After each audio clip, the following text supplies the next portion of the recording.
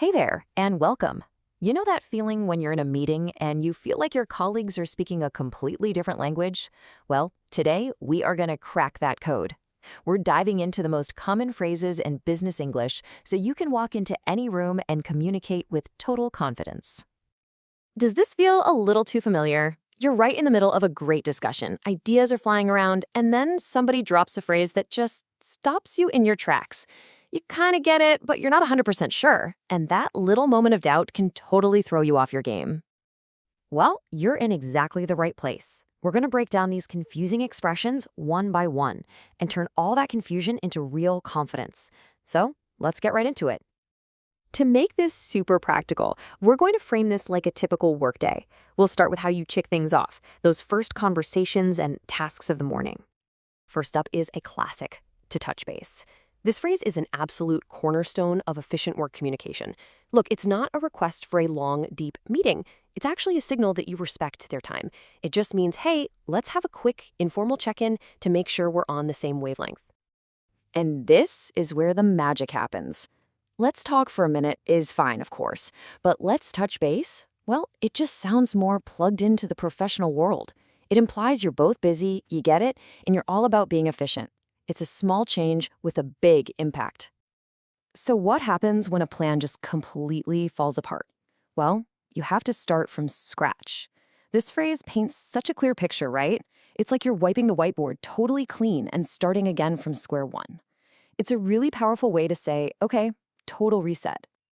All right, so the day is up and running, and we usually find ourselves heading straight into the heart of the corporate jungle, the team meeting. This is where your language really matters for getting things done together. Now, this might be one of the most critical phrases for any team's success. Being on the same page is all about alignment. It's making sure everyone is working from the same playbook with the same information before you take another step. It's basically the foundation of good teamwork. See the subtle but powerful difference here? Asking, do you agree, can kind of put people on the defensive. It can feel a little confrontational. But asking, are we all on the same page, is so much more collaborative. It's an open invitation for questions and discussion, making everyone feel like they have a stake in the idea. Okay, now for a phrase that signals a real shift in gears. When someone says, let's cut to the chase, what they're really saying is, time is precious, let's skip the fluff and get straight to the most important part. It's a super effective tool for focusing the conversation and showing respect for everyone's time. All right, the meeting's done, everyone's aligned. Now it's time to actually get to work. This next batch of phrases is all about action, about being innovative, and about, getting results. What's so cool about these three phrases is they kind of map out the entire journey of a really successful project. Think about it. It all starts with the effort of going the extra mile. That hard work often sparks the innovation that helps you stay ahead of the curve. And both of those things ultimately drive you toward the bottom line, that crucial result you were aiming for all along. So let's zoom in on the bottom line. This term actually comes from old school accounting. It was literally the last line on a financial statement showing the profit or loss. But now we use it way more broadly to mean the single most important, non-negotiable point. It's the ultimate way to cut through all the noise and get everyone focused on what truly matters. So, we've kicked off the day. We've navigated the meeting. We've driven our project forward. Now, how do we bring it all in for a smooth landing? This last part is all about how to finalize discussions and nail down agreements. In today's business world, the best outcome is almost never about one person winning while another loses. It's all about creating a win-win situation. This phrase is fantastic because it describes a resolution where everybody comes out ahead, which is the key to building strong, lasting relationships. Again, it's a subtle shift that means a lot.